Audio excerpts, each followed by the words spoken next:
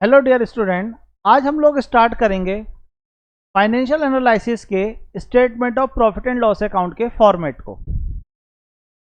मैंने इससे पहले आपको बैलेंस शीट के हेड और सब हेड क्लियर किए थे।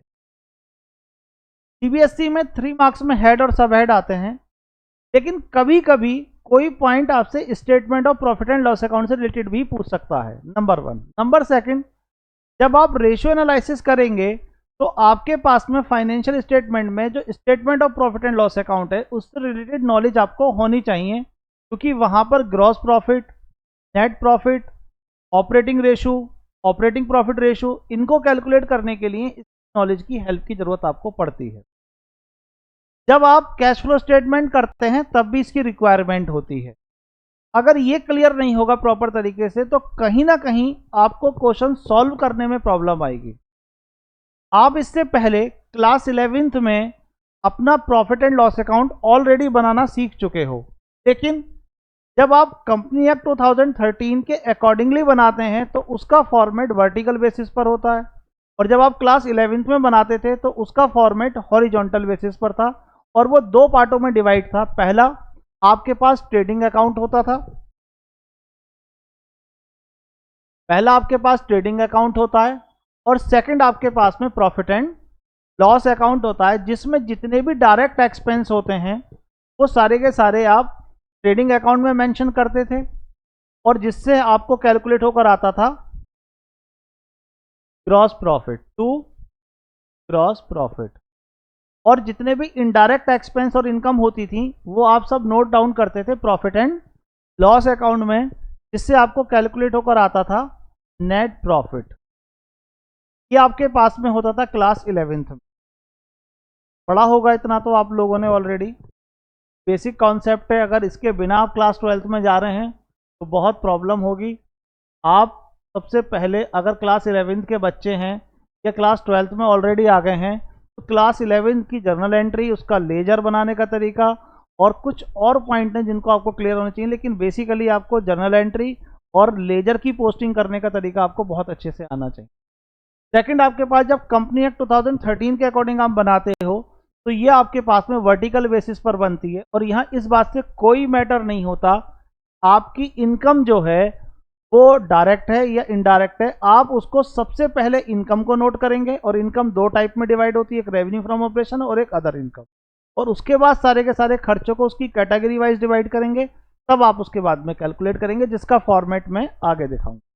यहां नाम होता था trading account and profit and loss account, और यहां नाम होता है statement of profit and loss account, SOPL short form इसकी आ गई। आपके पास में जब आप इसको प्रिपेयर करते हैं तो कंपनी एक्ट 2013 का जो शेड्यूल आपके पास में 3rd होता है उसके अकॉर्डिंगली हम इसको बनाते हैं, और इसका पार्ट 1 जो है वो बैलेंस शीट होता है, और पार्ट 2 जो है वो आपके पास में कहलाता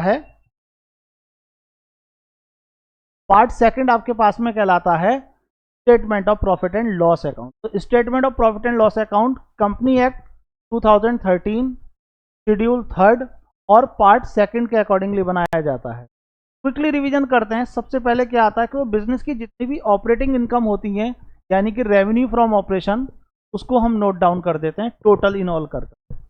यहाँ पर इसका सेकंड नेम में लिखे देता हूँ नेट सेल्स, ताकि 11th क्लास में जो आपने पढ़ा था वो सेल्स के नेम से पढ़ा होगा। और नेट सेल्स का मतलब होता है sales less sales return, it means revenue from operation. और जितनी भी अदर इनकम है, यानी कि जो ऑपरेटिंग इनकम से अलावा आपकी इनकम है, वो सारी की सारी इनकम जाती हैं आपके पास में अदर इनकम में। इन दोनों का हम टोटल कर देते हैं, आपके पास कैलकुलेट होकर आ जाता है टोटल रेवेन्यू।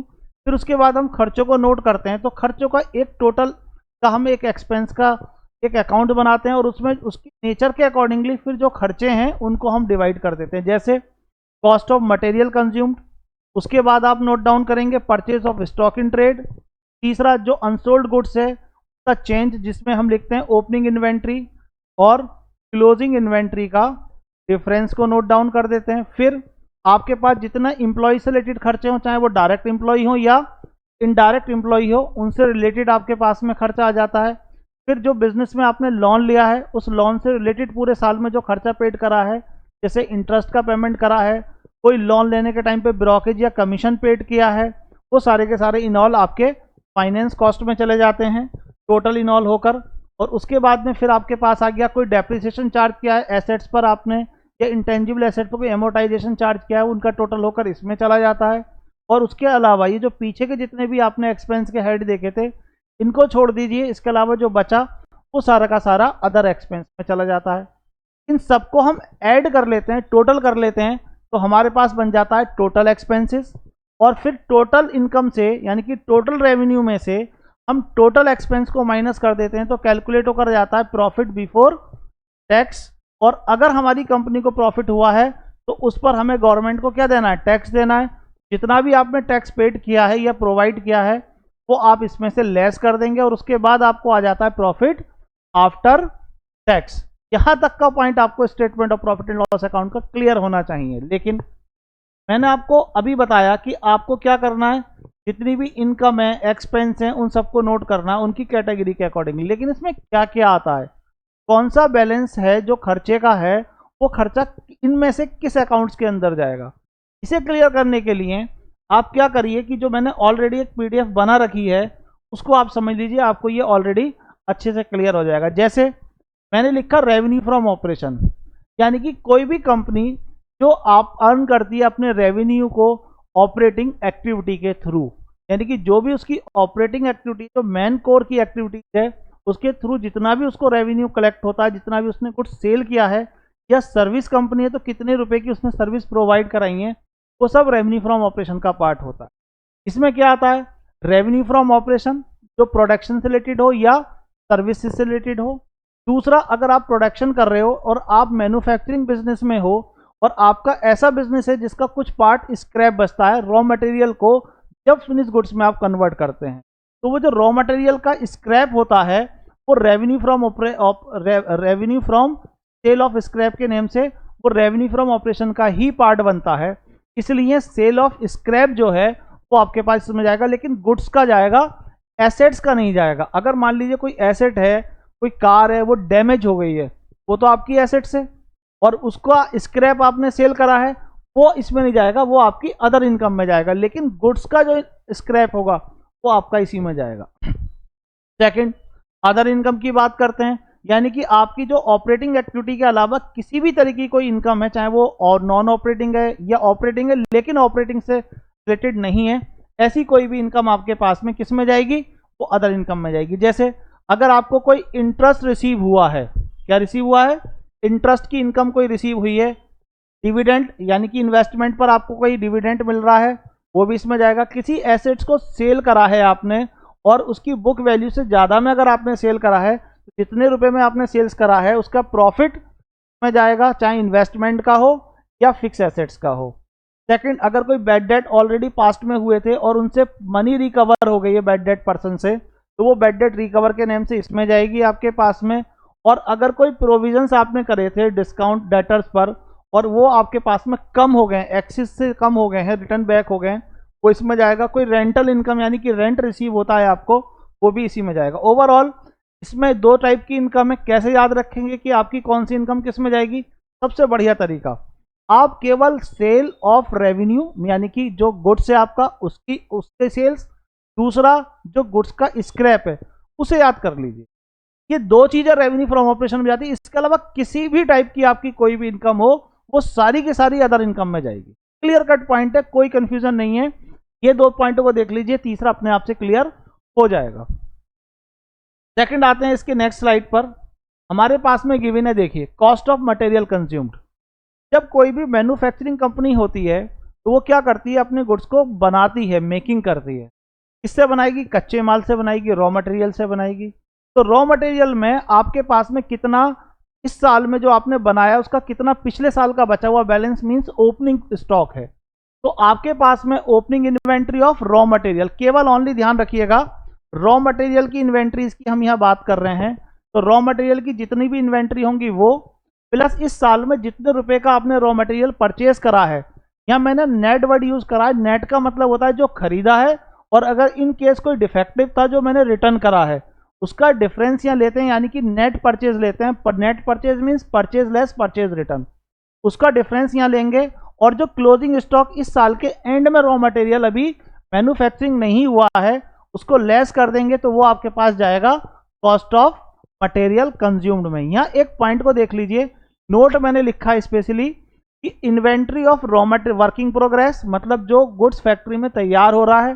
दूसरा फिनिश गुड्स, यानी कि जो ऑलरेडी तैयार हो गया लेकिन बिका नहीं है। और stock in trade are not considerated, यानी कि उसको यहाँ इंक्लूड नहीं करेंगे, केवल रॉ मटेरियल वाले के पार्ट को यहाँ लेते हैं स्टॉक के। बाकी जो होता है रॉ मटेरियल के बाद में वर्किंग प्रोग्रेस वाला, फिनिश गुड्स वाला और स्टॉक इन ट्रेड वाले पार्ट को यहाँ इंक्लूड नहीं करते हैं, उसे इग्नोर कर देते हैं। दूसरा आता है purchase of stock in trade, मतलब जो गुड्स आपने इस साल परचेज किया है, खरीदा है बेचने के लिए, है ना, तो आपके पास में वो इसी के अंदर आता है, आपके पास में इसका कोई अलग से और एडजस्टमेंट नहीं होता है। नेक्स्ट स्लाइड पर आ जाइए, लिखा चेंज इन इन्वेंट्री। देखिए वहां हमने पढ़ा था वर्किंग प्रोग्रेस का स्टॉक, फिनिश गुड्स का स्टॉक और तीसरा था हमारे पास में trade purchase of stock in trade का स्टॉक। इन तीनों का जो चेंज होता है वो चेंज इन इन्वेंट्रीज में जाता है, केवल इन तीन का। किस किस का? Number 1 finish goods, number 2 working progress, number 3 stock in trade. ये तीन का जो स्टॉक है इसका चेंज जाता है। और चेंज का मतलब क्या होता है आपके पास में?